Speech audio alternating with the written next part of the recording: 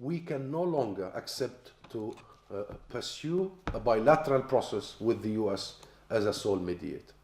The expansionism of Netanyahu and the general rightward shift of the Israeli public make it absolutely crystal clear that Israel is not interested in finding a just solution.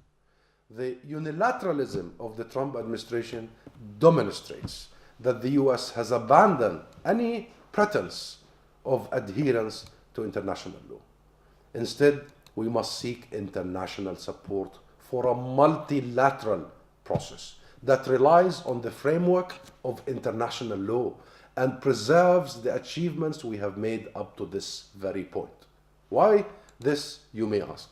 And I understand, you should ask the question, why this? And everybody should ask, why to defer to an international community that so far has been toothless? What is the alternative, I ask? And I want to, really, we are asking, what is the alternative to the international order? What is the alternative to the international system? What is the alternative to our universal values? Is there any other international order that we can appeal to? I want anybody to name for me any other international order that we can appeal to. Is there another law to which we have recourse? No, we don't. And we don't need to. The post-World War rules-based international order is fine. It's absolutely fine. It was not invented to serve us, the Palestinians. It was established after the carnage of the World War II for one purpose, never again. And we Palestinians stand with the never again after the horrors that happened during the Second World War and the First World War. It was established exactly to resolve conflicts like ours. The international order is fine. What is lacking is the necessary international will to implement it. What is not lacking, however, is our commitment to it. And the worst kind of wound is going to be a self-inflicting one.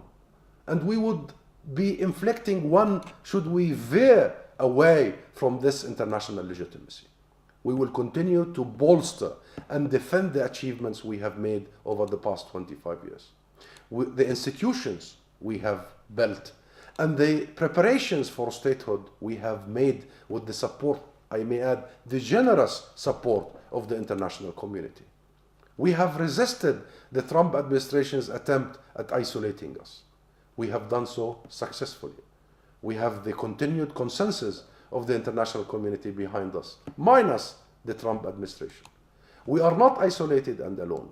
The Arab League in Saudi Arabia last year and in Tunisia this last month has yet again affirmed its support for the right of the Palestinian people to a state with East Jerusalem as its capital and a just resolution to the issue of refugees. And by the way, the summit in Saudi Arabia last year was called by the Saudi king, King Salman, the summit of Jerusalem, because Jerusalem, to the Arab world, to the Muslim world, to the entire region, is the city of God, and it is a sacred city to the hundreds of millions of Muslims worldwide. What else the King of Saudi Arabia could have said or named that summit shortly after the announcement by President Trump? This issue remains of the utmost importance to the Arab and Muslims across the world, and of course Christians and Jews.